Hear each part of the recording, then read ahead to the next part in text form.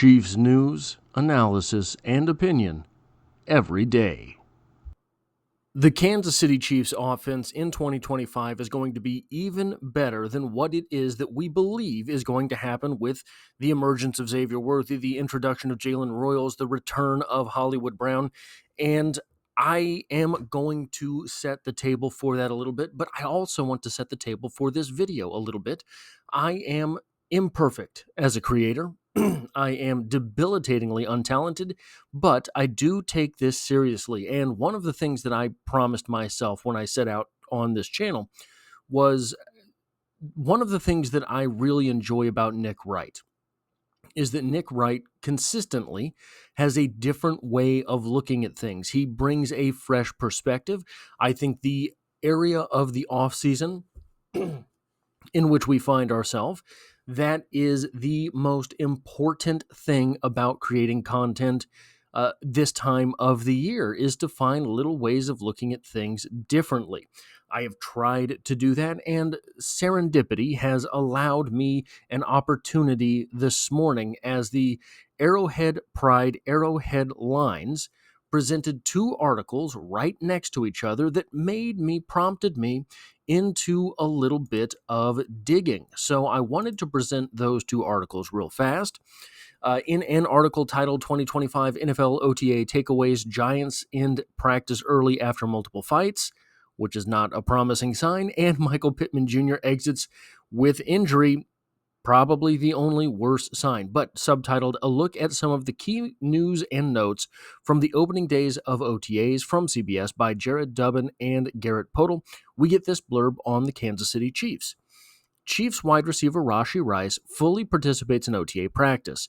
Kansas City Chiefs wide receiver Rashi Rice's 2024 season ended in Week 4 after he underwent a knee surgery to repair ligament damage, but he was a full participant and had a good day in Kansas City's OTA practices, according to the Kansas City Star. We have heard from Patrick Mahomes himself saying that Rashi Rice looks like he is right where he was when he left off, or slightly before he left off in the 2024 season. That is promising. I think we all kind of expect a suspension to be pending, but that will be accounted for, something that you can plan ahead and execute on. You can't do that in the wake of an injury like Rashi Rice had, like Hollywood Brown had. The very next article presented in that list of articles from Arrowhead Pride, Kansas City Chiefs offensive coordinator Matt Nagy discusses Patrick Mahomes' evolution. We can get better from Chiefs Wire by Ed Easton Jr. Last season was Mahomes' first as a starter without 4,000 yards passing or a Pro Bowl selection. Nagy believes he will bounce back with more efficiency in 2025, and we have evidence for that. I think for us, everyone has numbers and everything of downfield throws and accuracy, inaccuracy. They do it. They don't do it. That's numbers. But the video shows what's going on, said Nagy. We spend an inordinate amount of time, which means we spend a regular amount of time. I don't know why this statement is.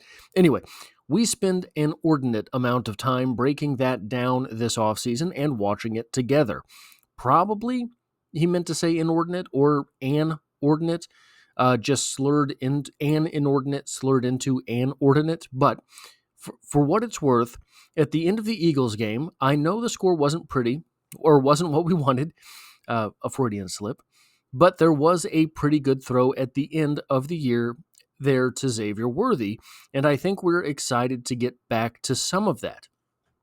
And not only do I think they're excited to get back to some of that, I think that they had planned it all along, but injuries threw such a loop towards this team that things went off the rails quickly. So what I have here is the stats for Patrick Mahomes last season. And it's difficult to really pull too much from this because Patrick Mahomes is such a talent, pardon me, that even when a player like Xavier or like Rashi Rice went down, it didn't hobble him too badly.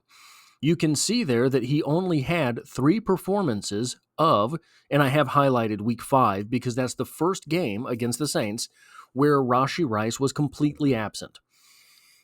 He had only 3 300-yard performances the entire season, and all of them came after Rashi Rice went down. Now, the opening week against the Ravens there looked very promising.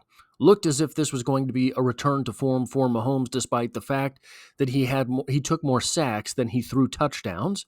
But he looked pretty efficient with the ball, 10.4 yards per attempt. You had 291 yards, that is on the precipice of 300. Still, it was a decent performance for Mahomes, followed by a very bad performance against the Bengals, where again, he only took 2 sacks, something that we will see was definitely different later in the year, back-to-back weeks versus Carolina and the Raiders, where he took 5 sacks apiece. He did not do well in that week 2 performance, having only 151 yards, 2 touchdowns, 2 interceptions. And we remember the late game heroics again, perhaps controversial, but still a game-saving non-reception. Non being the operative word there. And the season as a whole was subpar, but we saw in yesterday's video that even though he threw for only 3,928 yards on the season, guys, that was better than Tom Brady did in that 28-year-old season or 29-year-old season of his career as well. 28, I believe, 28, 29, doesn't matter. Anyway, the comparative season in Tom Brady's career, he did not live up to the numbers that Patrick Mahomes produced in the worst season of his career. So I wanted to do a little more digging because I couldn't really make part or parcel of this set of data. And we see here, it's interesting that that game where Rashi Rice went down was the 100th game of his career. So even at this point, fairly deep into his career, he is being thrown curveballs and being able to send that into the outfield, right? Here's Xavier Worthy's season. This is his advanced statistics from Pro Football Stats. I can't remember the website, okay? Don't crucify me right here. But still, it's difficult to glean too terribly much from the regular statistics. Xavier Worthy had kind of an up and down season from a perspective of consistency, right? Did not hit consistently. You see that Tampa Bay game there where he had 2 targets, 0 receptions. And the rest of the season, sometimes he would hit 60 yards, sometimes he would hit 17 yards. He had 2 consecutive 17-yard games during the Rashi Rice era of this season. But it's difficult to glean too terribly much from the regular statistics. It's even difficult to glean too much from his ADOT, his average depth of target. Up and down, you would kind of expect that from a receiver like Xavier Worthy. However, in the ratings section here, during the reign of Rice, those first 4 weeks, he had a really bad game against Cincinnati, but the quarterback struggled as well, where he had 2 receptions for 17 yards, 4 targets, not what you want from an explosive playmaker, and a rating when targeted of just 21.9. You see there, there was, of the 2 times that there was an interception thrown while Xavier Worthy was targeted, one of them was in that game. Now, there is something compelling about this set of numbers, but you have to look pretty close. Xavier Worthy had a rating over 100 when targeted 6 times during his rookie season. 2 of them came in that first 4 games. 149 versus Baltimore, 156 versus the Chargers. Then it was until week 7 versus the Raiders where he had a 102, 157 against Buffalo, and then he ended the season with his first consecutive games of plus 100 rating when targeted. So, during the season, he had, in those first 4 games, 2 games over a rating of 100 when targeted. The rest of the season, there were 4. Those first 2 games, 50% of the time. This is another way to look at it. 50% of the time, half the time he was playing, he had a rating over 100 when targeted. It fell to around 30% for the rest of the season. That's a 20% drop-off, and maybe that's not the biggest deal, right? It is hard to weigh the outcome of Mahomes' worst season ever on that drop-off. But if you look a little closer, it becomes slightly more evident. In those first 4 games, those 2 times that Xavier Worthy had a rating over 100, it wasn't just over 100. It was over 149. A 149 rating when targeted is exceptional. The perfect passer rating is not very high over that. I think it's 158.6, something like that. A very strange statistic indeed, but I believe the numbers are somewhere near that mark. Perfect is not far from 149.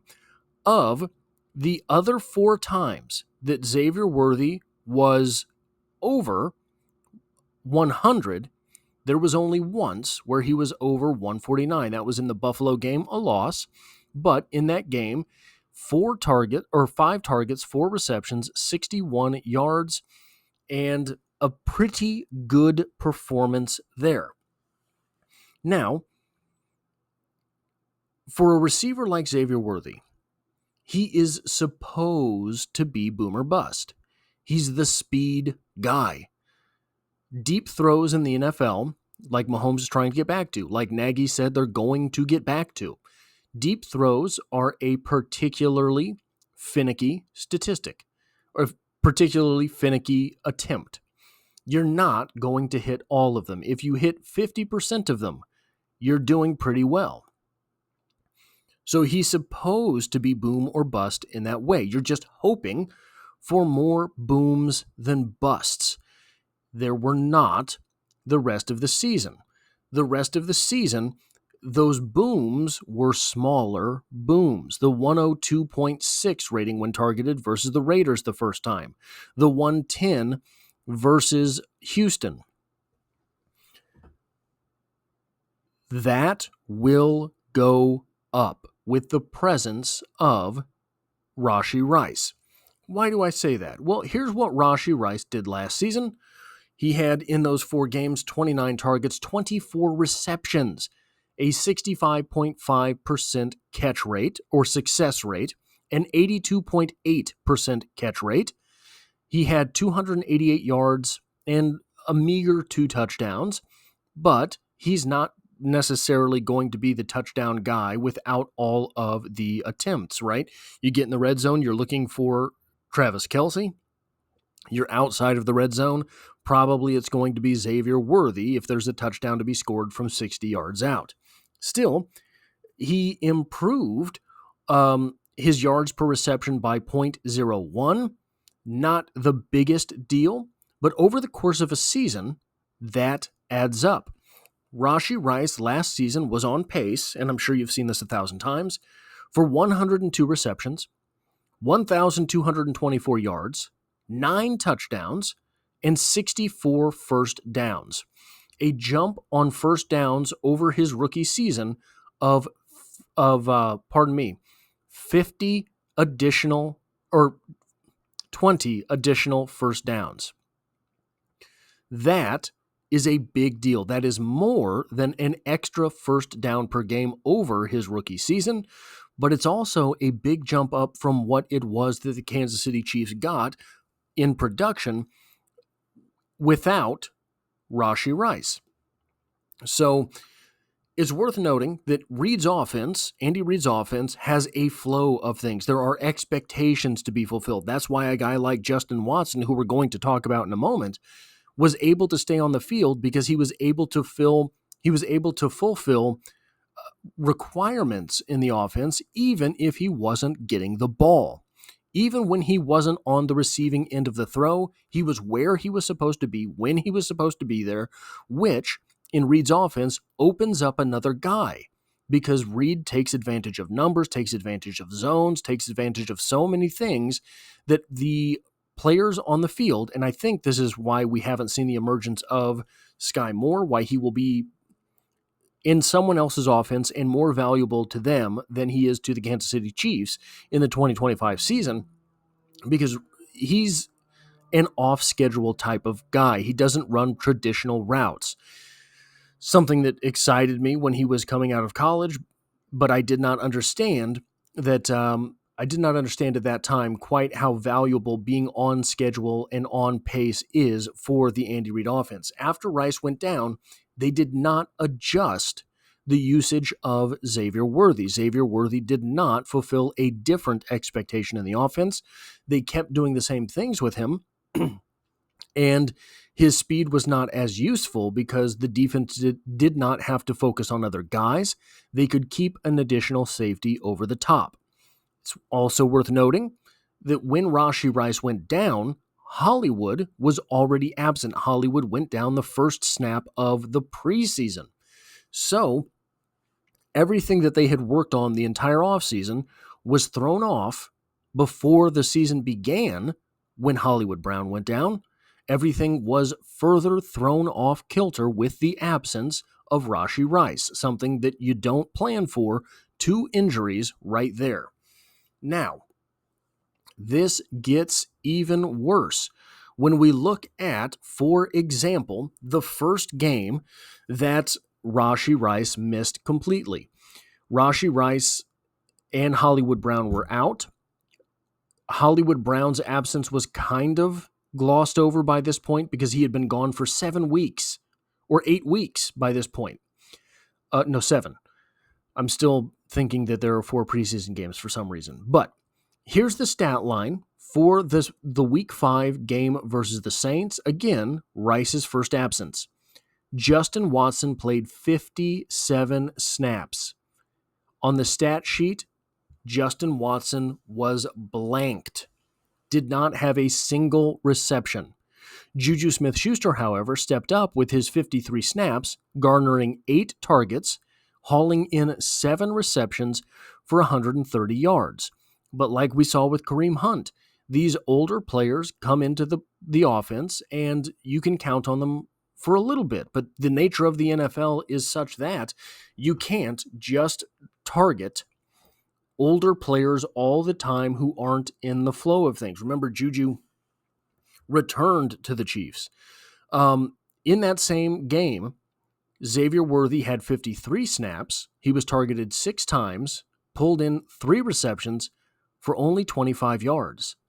Mecole Hardman had 8 snaps, managed 4 targets on those 8 snaps, pulled in all 4 of those passes for 33 yards. Sky Moore played only 6 snaps and was blanked. Now, it's easy to say, well, Sky Moore was blanked, but he only had 6 snaps. It's difficult to really make too much of an impact when you're only playing 6 snaps.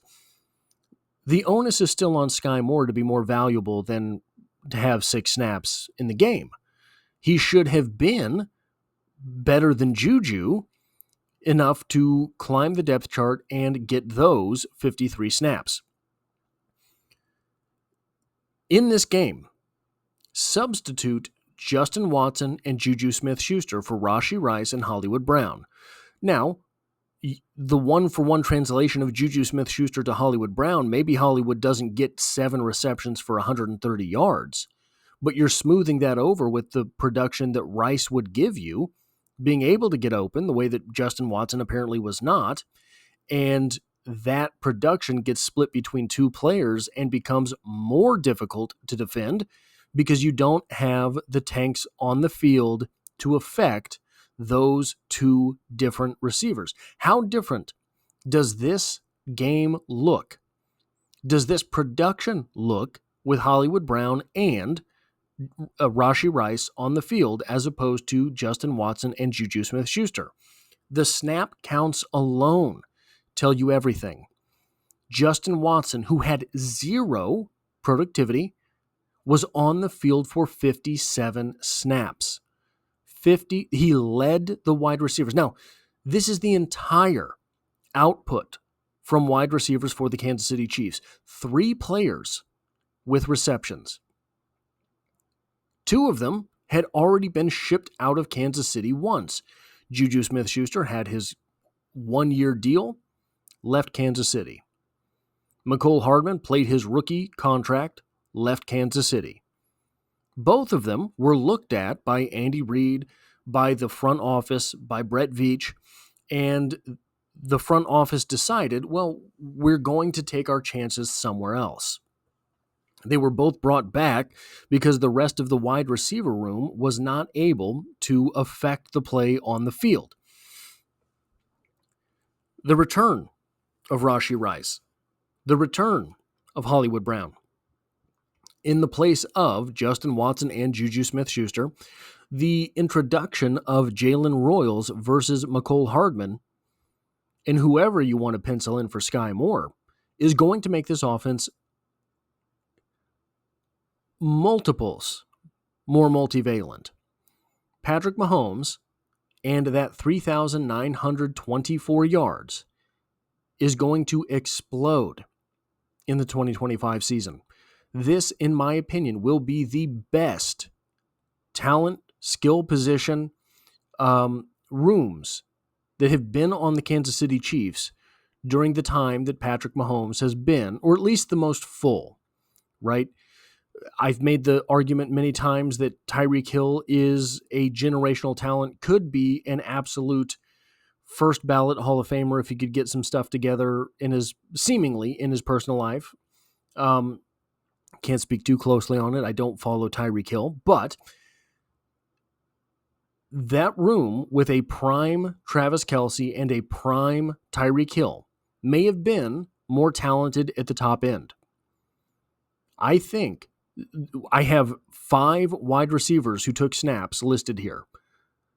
The talent on the field this coming season, if everything is on the field, if everyone stays healthy, when everyone comes back from pending suspension, will be incredible. And Patrick Mahomes will have everywhere to go with the ball, something that he was not, a courtesy that he was not extended by this position group last season. That is all I have for this video. If you like or appreciate what it is that I do here, hitting the like button really does help me out, as it tells YouTube to share this video with other Kansas City Chiefs fans. If you find yourself here by chance but not design, the Chiefs are the only thing that I talk about on this channel, dropping multiple videos every single week. And as always, I hope to have you back for the next one.